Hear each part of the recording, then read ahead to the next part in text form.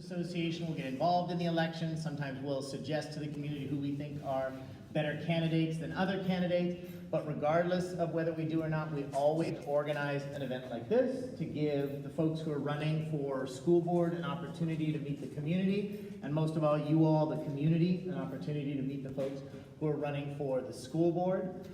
This year, there are 3 seats open.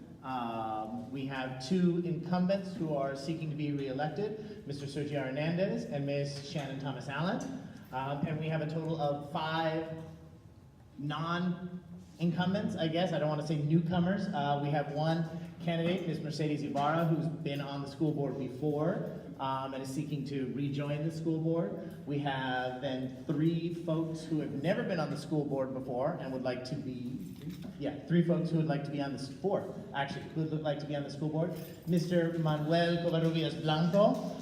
We reached out to everybody who's on the registrar of voters list of candidates for Lennox to invite them. Unfortunately, we weren't able to get a hold of Mr. Blanco. He didn't list an address or a phone number or an email or anything. So we tried, but we weren't able to get him to join us today.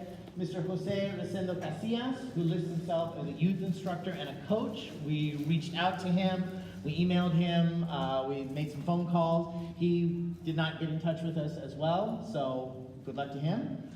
Miss Ibarra, we reached out to Miss Ibarra as well. I know she received the messages, but didn't get back to us, so she won't be joining us tonight. Again, good luck to all of them. But again, Mr. Sergio Hernandez, who's our current school board president, was gracious enough to join us. Ms. Maria de Los Angeles Gonzalez, who is a parent and a school volunteer who would like to join the school board. Ms. Shannon Thomas Allen, who is also on the school board currently. And then we have Ms. Alexis Aceves, who is a student and a community organizer. Unfortunately, she's in school at Berkeley tonight and wasn't able to miss class to be here. However, she sent a number of video responses to all the questions. So you're gonna have to be patient. We'll make sure, but we tested it out and it worked. So she's videotaped answers for the questions, and we'll let the folks who are here tonight answer, and then we'll play her answers, okay? Just a little bit about the way that this is organized. We sent all the candidates the questions in advance. This is not kind of a gotcha or a test or something like that. It's an opportunity for the candidates to think about some issues that the teachers believe are very important to the running of the schools and the running of the school district, very important for the students and the teachers and the parents. We'll ask them one at a time. Each candidate is going to have about 2 minutes at the beginning to introduce herself or himself, and then we'll start with the questions, okay? Audience, this isn't really set up for a debate, so don't expect to see the candidates, responding to each other. It's not really set up to be an audience asking the candidates type of a question, although some of the candidates may be happy to stick around afterwards if you'd like to talk to them, but that's not really the way this event was set up, just so you know the expectations going in. If you like an answer, applaud, that's fine, but just kind of keep it quick so we can keep it moving, and if you've got some type of a negative reaction, that's up to you, but keep that to yourself. Please don't comment out or disturb others with your reactions and things, okay? All right, so with that, we'll go ahead and get started. The first question, we'll kind of get a different person to start each time. If you each would like to just tell us a little bit about yourself. Mr. Hernandez, would you like to start? May I be a gentleman and defer? Absolutely. I was just going to go back and forth, but sure, absolutely. That, very good. Ms. Los Angeles, Ms. Gonzalez, sorry.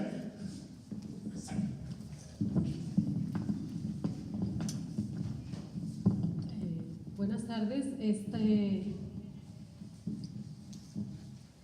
I was born in the Jalisco, Jalisco, Mexico.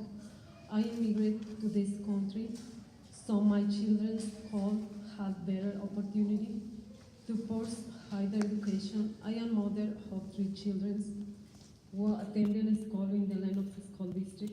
I am working towards wanting a seat of the district school board to ensure that the needs of all students are met. I have been a parent volunteer for pasado 14 years, and I have also a leader in district with community. I am president for ILAC and community for ILAC. I am en SC, el Concilio Escolar. I work in the parents, teachers, and administration to advocate for the need all the students of the school board. I am whole community to represent the best interests of all students and our parents and spirit then become more involved in the school community as well as provide teachers with all the available resources to ensure students. You've got about 50 seconds left if you'd like to. I know we talked about doing it in English and Spanish if you Okay. have time, so if you'd like to use it. Yo nací en Jalostotitlán, Jalisco, en México. La razón de emigrar a este país después de casarme fue para que mis hijos tuvieran más oportunidades que las que se pueden tener en México y esa ha sido siempre la razón de mi interés por estar involucrada en todos los comités, en las escuelas donde asisten mis hijos. A lo largo de estos 14 años yo he estado involucrada en el concilio, en ILAC, en DILAC, he tomado todos los talleres habidos y por haber y me siento, eso me ha inspirado a ser parte de este board, a ser la abogada de los niños de esta comunidad, a buscar más oportunidades. If you want to finish your sentence, we're not so tight on time, but.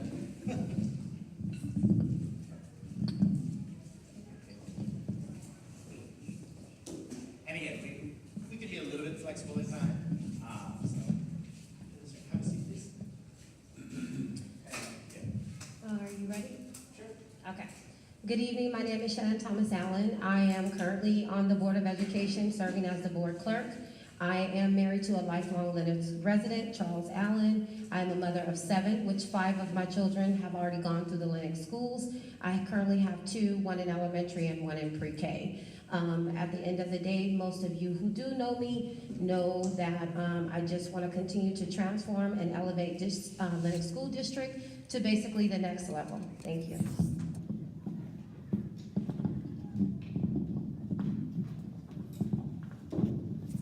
Good afternoon, everyone. Buenas tardes.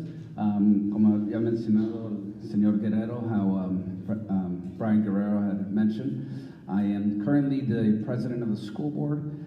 This is my first term on the school board, and you know, as far as myself, just being on the school board and being able to collaborate with all my colleagues and as well as the parents and administrators and staff from the school district has been a wonderful experience. But you know, just touching briefly, you know, being a son of 2 parent immigrants as well, and they actually came over, their families from Mexico as well. My grandparents and on my mom's side, and then my father on his side of the family. So it kind of resonates our community in which you know, we have being a first generation college graduate as well, and seeing kind of the paths that our students have and the opportunities to be able to you know, come out of Lennox and succeed has been great. So I can definitely attribute to that because my parents did sacrifice a lot for myself and my 2 other siblings to continue on with education, because definitely in this country, education is key. My father being from Zacatecas and my mother also from Jalisco, outside of Guadalajara. So it definitely has been a humbling experience, and just being able to, you know, bring along the next generation of Lennox students. So it's definitely been a wonderful experience, and I look forward to continue that on the board. So I'm going to say some things because I may have some time. 3 seconds. 3 seconds. Ni modo, a la próxima. All right, thank you. And give us a second to set this up. And this should be the grand experiment. Again.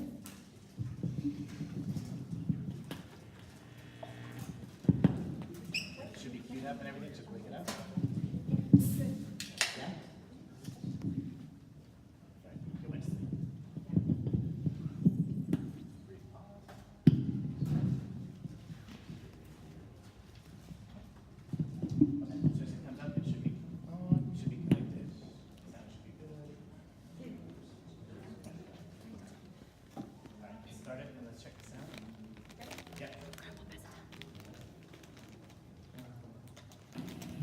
Hi everyone in Lennox Park.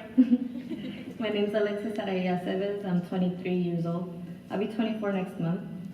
I'm currently a senior at UC Berkeley. I commute from UC Berkeley to Lennox every week. I'm currently in class, which is why I couldn't be there. I was born and raised in Lennox. My mom came to Lennox from Jalisco, Mexico. She was looking to raise 5 kids on her own, and she was told she could find affordable housing in Lennox. From there, I went to Moffett Elementary School. I went to Buford Elementary School as well. I went to Lennox Middle School, and for high school, I went to Lennox Academy. My work pertaining to the community started about 4 years ago. I took part in Vomito Local, an art and culture collective. It was a group of youth who wanted to provide a platform and a space for Lennox youth, specifically artists. And our mission was to foster community as we did that. With Vomito Local, the community came together in such a beautiful way that I had never witnessed. And that's what inspired me to continue doing the work and putting in the time. In 2015, I volunteered for a Lennox School Board members campaign. They won that campaign. That experience brought me to face my fears. I knocked door to door in the Lennox community, and I talked to different community members, and they shared their experience in the community with me. And there was nothing like it. I had never interacted with the community in such an intimate way. Since then, I haven't been able to stop, and that's why I'm right here. Yeah, and so when it does that, that's the right. Okay. Right, and then these questions are 3 minutes each. If you are currently a member of the Lennox School District Board of Education, why did you first run for a position on the board, and what do you feel you have accomplished? If you are not currently a Lennox School Board member, why are you running for the school board, and what do you hope to accomplish? Okay, Ms. Allen, let's start with you. I initially ran back in 2013 as a parent. I noticed some things that were going on into the district that we found that as a group of us did not like. We had big concerns, and what we decided to do is we got together, start collaborating with our teachers and some administrators that were previously here, and I just noticed the process was not being accurate. So therefore, I waited for about 1.5 years, and then I made the journey of taking that chance of running for the school board, me being a mother of 7, and not just for my children, a lot of other children want to make sure that they get the same opportunities as, say, Torrance, Culver City, Manhattan Beach, and things like that. So that was the main initiative, and myself being from a background, my father being a Black Panther, my mother being a part of the Civil Rights Movement, those things took the initiative that, you know, education is not a privilege, it is a right. So that's what began my journey. Thank you very much. And the same question, Ms. Gonzalez?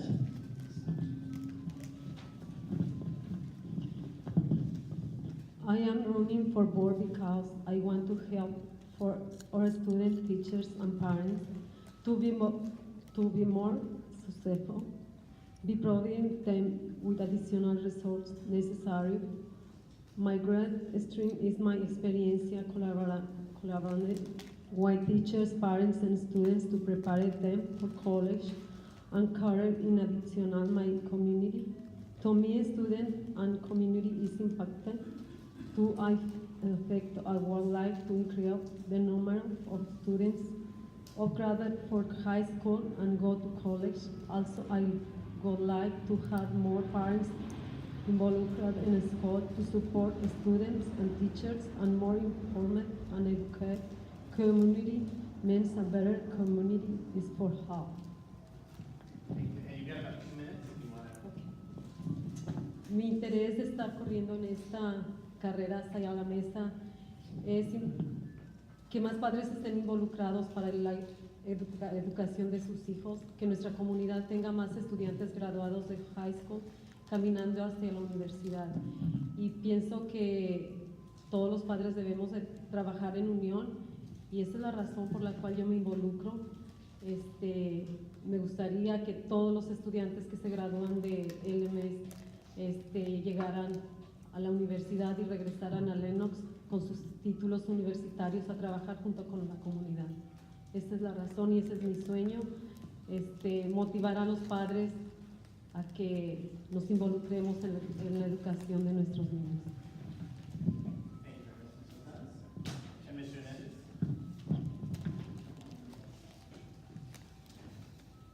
Ready, okay.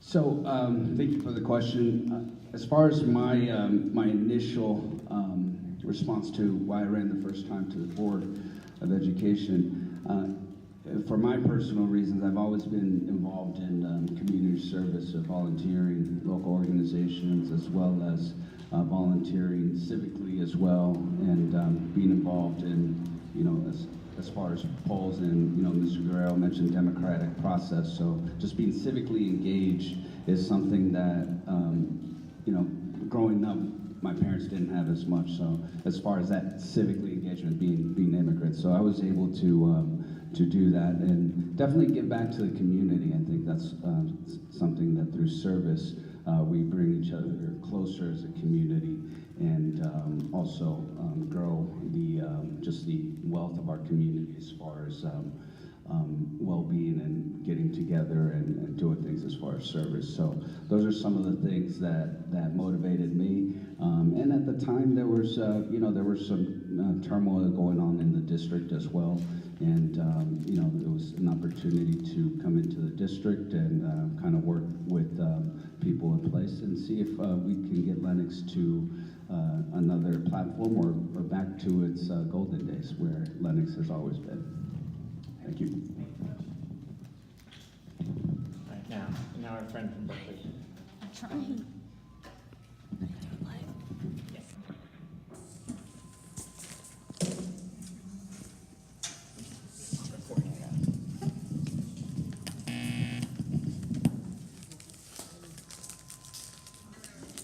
Lennox School Board. My first real exposure to the Lennox School Board was when I was in high school. I think many people can say the same. I was a senior at Lennox Academy, or a junior, and Lennox Academy wanted to break away from the district. It was a very divisive time. There was a lot of adult bullying going on. There were students bullying adults online. I saw firsthand people experience trauma as a result of this. The Lennox School Board was pitted as evil. Lennox School District wanted to break off, and they wanted to be independent, for the community to no longer have a say in what went on in the school. And we witnessed that, and I don't think that's the first exposure that students should have had to the Lennox School Board. We came out on the news, we came out on newspapers, and that was very toxic for our community. I'm running for the Lennox School Board because I think that students should have the biggest say in their education. I'm running for the school board to empower students, to influence students to get involved. I'm not saying I'm the best representative for them. I'm no longer in the Lennox School District. I'm still a student, but I'm a university student, and I will no longer be a university student very soon. But ultimately, I seek to inspire a student movement and to do the work. And it's already happening. And it's happening around the country and around the world. What I hope to accomplish, like I said, empower the students. Let students have the biggest say on their education. Students run for the Lennox School Board. Students get involved in what happens in the district. I'm not saying teachers and parents won't have a vital part in this. We'll all do it together. But ultimately, a student-led movement and student empowerment.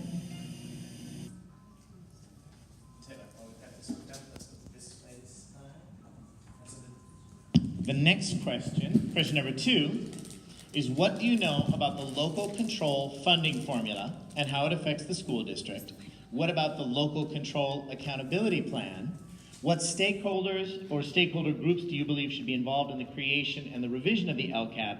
And what ideas do you have for increasing stakeholder involvement? So local control funding formula, local control and accountability plan, and who should be involved in that process. Okay, let's go with Alexis again.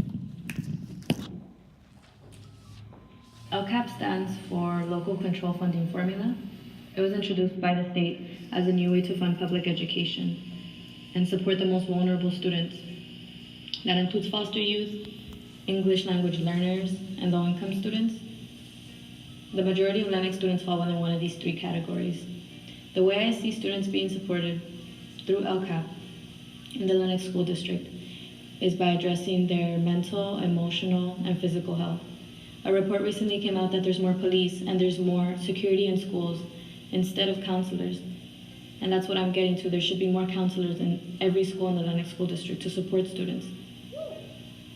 This is a community-wide effort, and that's what I'm getting to. Students should be involved and empowered by this support. And then they will be able to engage more in their education, in taking part in creating LCAP and revising it. Then they can talk to their parents and inform their parents about LCAP and get their parents' input on it. The second stakeholder group is parents. One of the LCAP's goals is to increase parent involvement. The way I see this happening is going door to door and knocking on families' homes. We all know family members, parents can't get involved in their students' education because of many reasons. A primary one is work. While empowering the students and then the parents, we can help teachers who are overburdened, overworked, and undercompensated. And by working together, students, teachers, and parents, we can take part in creating an LCAP that works for everyone and revising it.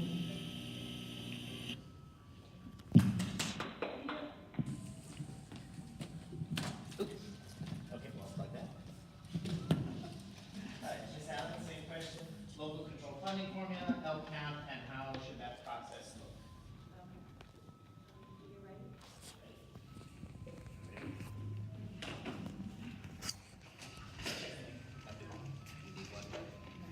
You turned it out. Okay, there we go. Okay, local control funding formula was actually adapted around, say about 2010 when Governor Brown established that he noticed the way funding was sent out to many school districts. We had Torrance, Manhattan Beach, Culver City, and different school districts like that who had more funding than our inner city districts. Mainly he did a study on LA Unified. Because of certain inner cities like Watts, South Central LA, and different things like that, he noticed that he noticed that there was not a lot of funding for teachers, materials, and things like that. So he came up with a plan to make sure, like Mrs. Sivis also said, foster youth, English language learners, and all children of color. And it also had the LCAP, which design was a piggyback for how the accountability plan. We will fund you correctly, but also there is an accountability plan. If you do not set this 3 to 4 year plan on basically how your school is ran, from including down from teachers, parents, community, stakeholders, and most of all, the administration from the top down, excuse me. So with that being said, the plan is actually supposed to be set up with from district first onto the school sites, and each plan sets in where there's a certain amount of funding for parents, for classified, for certificate, as well as administration, which we already have a plan, and we do that with school site council. But with that, we secondary have that. So the main thing was parent engagement, which was professional development for teachers, professional development for classified, as well as other programs that may be adapted into the district. And how that should have been set up is, for example, Lennox School District has a leadership district team, which is made up of parents, administrators, as well as some older students and LMS as well. And it is broke down in different sections of their input, how they meet, and also the input from DLAC, ELAC, school site council, PTA, and whatever it may come, so that way everything is evenly funded. But the main part is, it is basically designed, the state will give you all the funding that you need, but there is an accountability plan for that. If you do not receive and understand how the accountability plan is worked, LCFF can come in and take your funding, and the state can come in and take over your entire district. So those are the main things that the main frame should be. Everybody should have accountability in each school site and each district, therefore, and so on. Thank you very much. Thank you very much. Same question, LCFF, LCAP, and who should be involved? LCAP is a mechanism that serves to distribute the state general funds. In regards to education, is after school district more control over that they have had before to run the school. It requires the board and local educational leaders to be more transparent. It also gives the opportunity for parents and community to be more involvement in the children's education. The LCAP is a critical part for LCFF in the LCAP. Teachers, parents, and the employers of the district and the community should be involved in developing in the exclusive plan, the LCAP. Describe the district general vision for the school district for annual goals and specific action that the district will take to achieve the mission and vision the LCAP. Should focus on 8 areas identified as state priorities in order to increase stakeholder involvement. I would like to offer more the parents class and workshops. You got about a minute 40. Okay. La fórmula de financiamiento de local control garantiza por la propuesta 98, que es un mecanismo que sirve para redistribuir los fondos generales estatales y ofrece a los distritos escolares más control de lo que han tenido en décadas para dirigir las escuelas como mejor lo consideren, y exigir que las juntas escolares y los líderes educativos locales sean más transparentes, además de proveer a los padres, a la comunidad, nuevas oportunidades para educarse y ayudar activamente a configurar las decisiones del gasto y las prioridades académicas. LCAP, LCAP, and process the stakeholders. Thank you. Just to go over the LCFF, so just a little background on why Governor Brown did what he did, along with Lieutenant Governor Newsom and the state legislature. So everyone remembers when Schwarzenegger was elected governor in our state, and he was on a recall election for Governor Gray Davis. His office and CTA, which is the California Teachers Association, got together, and they were crunching numbers because our California budget was a little high there. So they negotiated to basically cut back some of the spendings for public education, and a promise that that money will come in future years, more so when the state budget would be healthier. Unfortunately, that didn't happen, so all us school districts at the local level were strapped for funds to provide public education to our students and adequately service our students. So when Governor Brown came in, he and the Department of Education Lieutenant Governor saw the research as to what students had the highest need to reach that achievement gap, or to bridge that, or to close that achievement gap. And that, as a board member, that's one of our functions. We have to make sure that student achievement is of our highest priority. So in order to do so, they came up with the 4 categories, which is ELs, English learners, foster youth, as well as free and reduced or low income student, and the 4th one, special needs. And through that funding formula, they had it at a local level, again, in order to close that achievement gap. Now there's been full implementation of the local control funding formula, hence the keyword local control. So here are the funds for these 4 categories: school districts, Lennox, and you implement them as long as you follow the LCAP, which is a 3-year plan that is put together, I think, by a 26-member committee that we have in our district, made up of teachers from every site, administrators, as well as both representations from our unions, parents, community organizations, and businesses. So our first year out, when it was rolled out, actually the Los Angeles County of Education, 20 seconds, okay. 13 now. they went ahead and awarded us because ours was a good example. So that's something where we've implemented, we continue to do that. And of course, if there are concerns, we're more than welcome to hear those and, you know, try to tweak the plan a little bit. Thank you. Thank you, sir. And while you've got the mic, actually, let's give you a chance to answer first on the next question. Thank you all for your thoughts on the local control funding formula. The next question is the California state standards.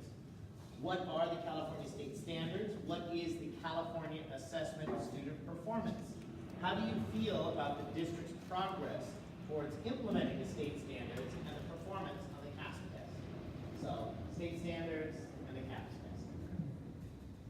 So as far as our state standards, so now with the new funding formula also came the Common Core.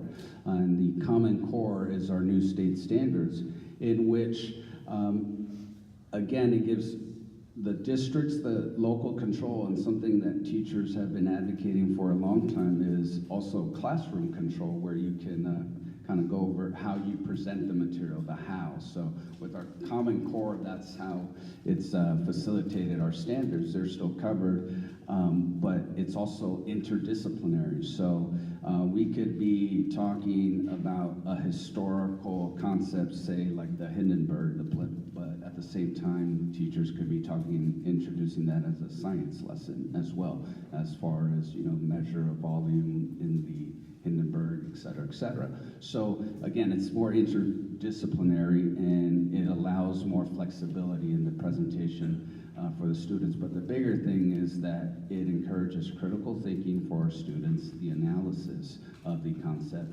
and it also requires our students to be more proficient in writing them as to how they present the information. So that's as opposed to, you know, here's a multiple choice test, here, please take this. So again, it's more challenging and challenges our students to do that. As far as the CASP, so it's the CASP, the one challenging thing with the CASP is it's all computer-based now.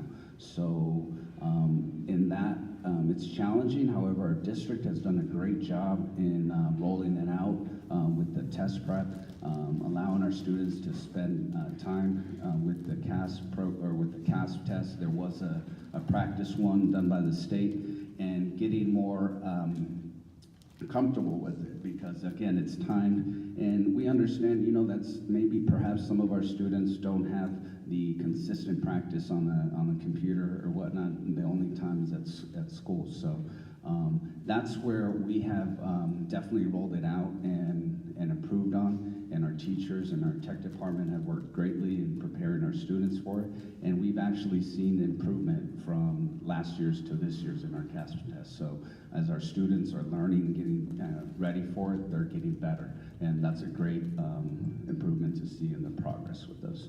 Thank you. California state standards and the California assessment of E&D, progress and performance. It is a set for clear standards of what students from kindergarten to 12th grade. So now this standard exists for academics who is a grade. The purpose for the standard is to prepare the students for the university. The CASP is the assessment that is used to measure master of the standards and grow. As the district, the students continue to make ground, but there is always room for ground, especially for English learners and the students with special needs. Los estándares estatales básicos comunes son un conjunto de estándares claros para la universidad y la carrera, desde el kinder hasta el 12º grado, en artes de lenguaje, inglés y alfabetización, matemáticas, y hoy en día 42 estados y el Distrito de Columbia han adoptado voluntariamente y están trabajando para implementar las normas que están diseñadas para asegurar que los estudiantes que se gradúan de la preparatoria están preparados para tomar créditos, concursos introductorios en programas universitarios de 2 o 4 años para enfrentarse a la fuerza laboral del siglo XXI. California state standards and the CASP assessment. Okay, the California state standards, as both of my opponents just said, It comes from the Common Core standards, and how you look at it is more, it's coming back to the old school way of learning when we were children. It has more critical thinking, but it has a more rigor to it, and it was adopted across the whole entire country. So with that, they found that it was more of getting more project-based learning, more rigor in math and science, and especially in social studies, and tackling that. Because they wanted to know why was it at the time, what is happening in the classroom where the kids score so high, but as far as their California, which CAPS is now, used to be called California State Standard Testing, why their test scores were so low, but what in the classroom did not work. And how Common Core did come apart, and most of you teachers can understand, when the state brought Common Core here, they said, here, this is a plan, you go and write it. And then at the end of the day, the Lennox School District took at least a whole entire year to take the time to revamp, to research, and go through all the professional development and develop the proper materials to do what needed to be done. But the best part about it was we were able to send parents in to see the new materials, to see what we were working on in the classroom, such as math and things like that, where we began Common Core family nights, where what my child was doing in the classroom, I can learn from the iPad and things like that. Now, as far as the CAPS test, it was more of a all electronic. There's no Scantrons, there's no paper, and it became difficult. In the state of California, nobody was perfect with the first go around because it was a lot to get adjusted to. But I think in the last year or so, we've made great adjustments where kids are able to understand it, they're able to ease in it, and they're comfortable with the situation. It's just about making sure that transforming the learning part of everything makes it easy little by little. But with all these together, I think it is the greatest thing that now parents have access to actually see and understand how the new process works. And that's the main frame that we want to keep going, especially with the new California state standards. Thank you very much. Mrs. Sanders, what do you think?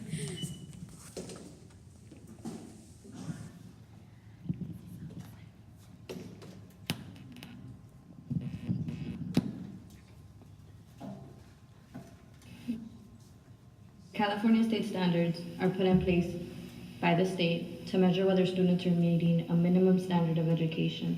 This affects whether schools are funded or not. The California Assessment of Student Performance and Progress is an assessment students take to prove that.